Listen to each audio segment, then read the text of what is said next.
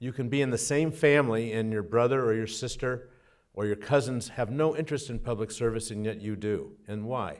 I don't think we know why. But I think for those of us that have an interest in public service, we feel it's the right thing to do. And I don't know who we give credit to other than maybe that's who we are. And I just think it's worth thinking about.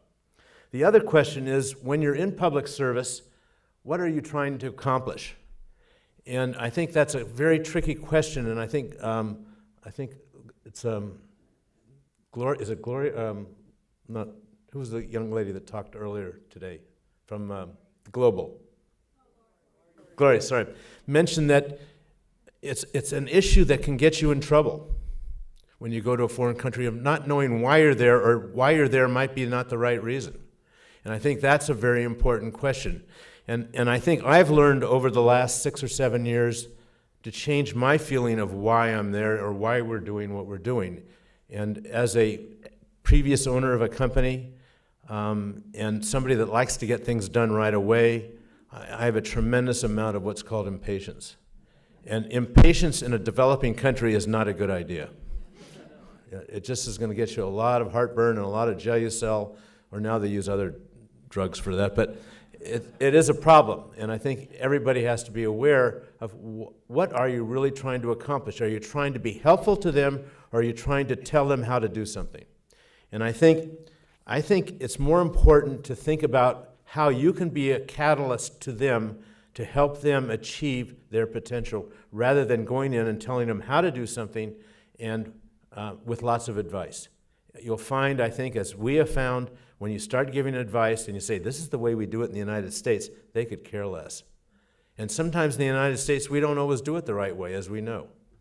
Many times we do, but when you go into another country, and I've done it, so we're all guilty of it, or some of us are. You're not, of course, but I am.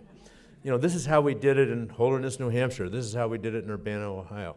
And the look I get is you can tell that was the wrong thing to say. Or we're the best in the world. I mean, you hear senators and congressmen and presidents say that our country is the best country in the world. I don't think that's a good statement to say when you're visiting another country. They don't care if you're the best country in the world. They think they're pretty good themselves. So those are all things that can get us in a lot of trouble and not accomplish what I think we really want to accomplish, and that's to be helpful in letting other people, like the mortgagers is doing, reaching their potential. So I just ask all of you to be thinking about that, and always be thinking about that, especially when you as students are going to another country and really wanting to help, but helping in an effective way.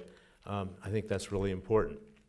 The topics I'm going to cover today in the first hour will be a brief history of Botswana, and then I will talk about what our foundation is doing in Botswana, and then we will show some slides as I'm doing that, try to do that, and Sarah will be interjecting as I'm not telling the truth or something, or the ambassador, I'm sure, will correct me if I say something that's not correct, or I'll give you permission to do that anyway, or for that matter, any of it. By the way, how many people here have been to Botswana? Show of hands. Okay. So I have to be careful what I say. And then in doing the slides, we're going to talk about challenges and opportunities. And rather than things that are failures, we like to call them challenges. To me, every problem is an opportunity. And there are lots of opportunities in Botswana, as there are in every country, including this country. And there's lots of opportunities. And then we're going to open the questions to the audience. A brief history of Botswana.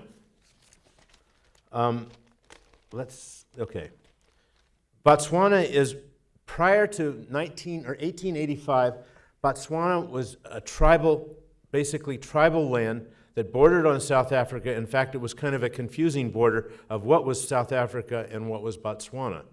And around 1885, 3 of the leading chiefs, one of them being Kama III, and that name will ring some bells to you as I talk more about the Kamas and who the presidents of our present country, of Botswana is now, and who was the first president of Botswana. They were both Kamas, what role they played.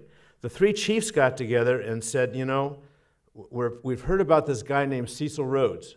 You've all heard about the Rhodes Scholar. Well, this is the same guy, a very dynamic guy from South Africa that developed gold, railroads, all minerals, became a very wealthy guy, and in fact, he died around the age of 45, but what he accomplished business-wise was rather phenomenal. And he also wanted to take over Botswana because he wanted the railways to go through Botswana to head up towards Egypt and Cairo. From Cairo to Botswana, Cape to Cairo is kind of a famous term that he wanted to have that whole route for getting his products up through the Suez. Suez wasn't there, but up into that area and into the Mediterranean. So in 1885, the three chiefs went to London and they met with Queen Victoria. And they asked the Queen, can you help us protect us from becoming taken over by South Africa and other tribes that were not friendly towards Botswana? In those days, it was called Bechuanaland. It wasn't called Botswana. And Queen Victoria agreed, along with the cabinet and parliament, that they would become a protectorate. So in 1885, they became a protectorate. In other words, England protected them from being taken over by other countries. In 1966, they became a country. So they're really only 45 years old. And they did not become a democracy. They already were a democracy. If you have the experience of working in a village and working with the chief and going to a kotla meeting, which is the kotla is where everybody comes to meet on a weekly, monthly, daily basis. The chief runs the meeting. However, he is set by certain guidelines, and it is a true democracy, almost a democracy to a fault, because they talk, and talk. Sometimes nothing gets accomplished, but everyone has a voice. And so it's democracy in action, and it's something that we can learn about maybe a little bit more in our country, what's going on over in Washington right now. I wish they would talk a little more and get something done. So anyway, in 1966, they became a country, and the first president of the country was Seretse Khama. And Seretse Khama was being educated in England, and he fell in love with a white woman by the name of Ruth, and became Ruth Khama. And to marry a black person to marry a white person in those days was a very tricky matter. And his uncle, who was kind of his supervisor, his benefactor, whatever, did not like the idea at all, and it became a real battle. Not physical battle, but a mental battle. And also, when he came back to Botswana, because he became the chief of the largest tribe there, he was not allowed to land in South Africa because of the pre-apartheid, or I guess apartheid maybe it was even occurring in 1966. They were not allowed to land there. They had to land in Rhodesia to come into back home. So it was a very tense time for him, and it was a tense time for his wife.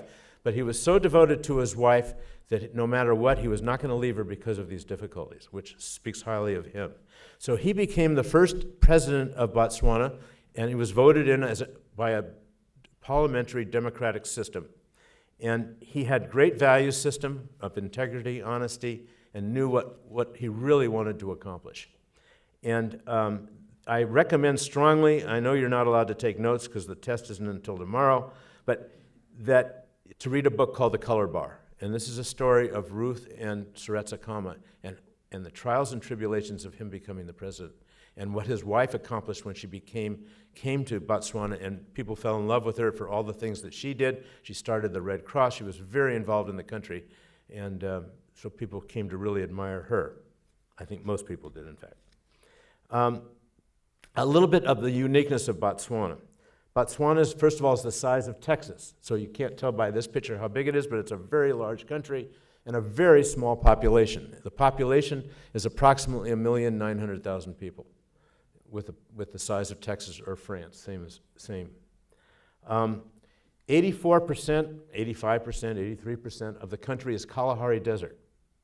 So, and when we talk about Kalahari Desert, we talk about land that looks like this.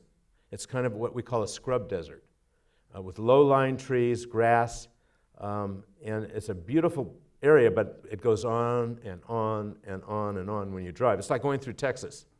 I shouldn't talk about Texas, but it's a lot of land that's, can be boring at a time if you're not aware of what's going on inside that land, which is full of wild animals, as Tasha and John will soon find out. Don't be afraid. So anyway, and then another large part of the country is called the Okavango Delta. It's the largest inland delta one of the largest in the world. And the inland delta is up, where's my map? I have to go back. Is up right in this area here. Very large delta. And it flows from Angola. The Angola River feeds it. And I think I turned on my mic. It feeds it, and there's constantly water coming through that river into the delta, even though most of Botswana is a very arid, dry country that goes through major droughts about every 5 years. But the delta never is in drought.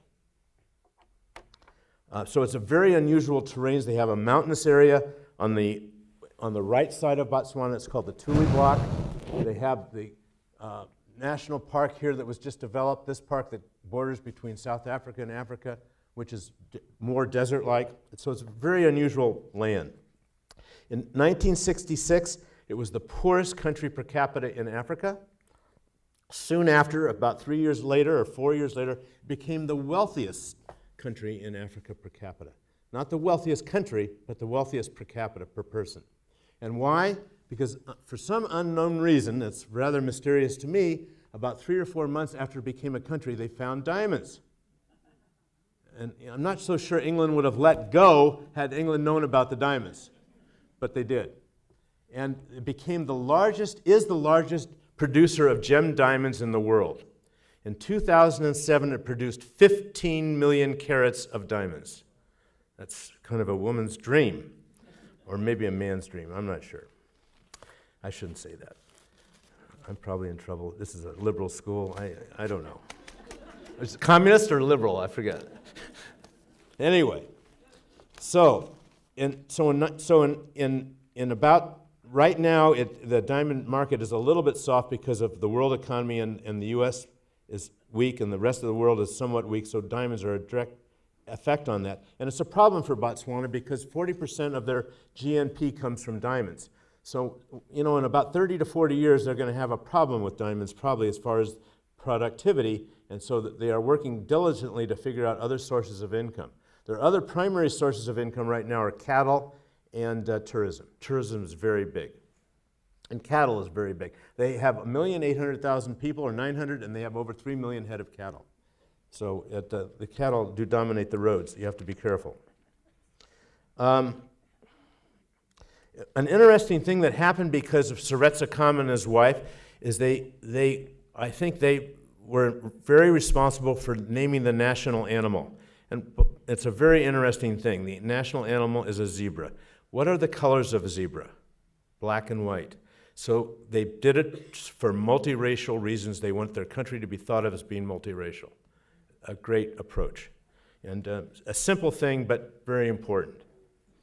In 1966, there were 20 kilometers of tarred road or paved road. Now there's tens of thousands miles or kilometers of paved road.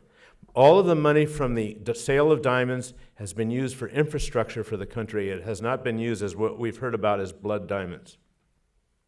There's been no civil wars. There's been no coups. There's been no dictatorships.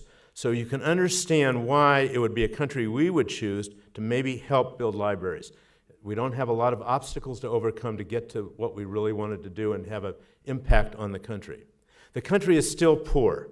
When you go to the villages, and you'll see some pictures of villages, they are quite poor. There's no economic source or businesses in the villages. It all comes from 3 of the major cities. So when you go to the village people, a lot of them are unemployed. There's about a 30, I think, John, is this correct? 30% unemployment, at least? Yeah. And so it's a problem. In the mining industry, it's so heavily involved with major equipment that you don't need a lot of people to run it. So it still is a big problem. Also in the Ogavanga Delta, there's over 120,000 elephants. It's the largest herd of elephants in the world. And you don't have to worry in the Kalahari, there are not very many, so that won't be a problem. However, there are a lot of lions there. It is a multi-party system, and it is democratic. The maiden party is the BDP, which is the Botswana Democratic Party, in which all the presidents have been part of. It is a little bit of a weakness for them because the other parties are rather weak, but they are gaining strength as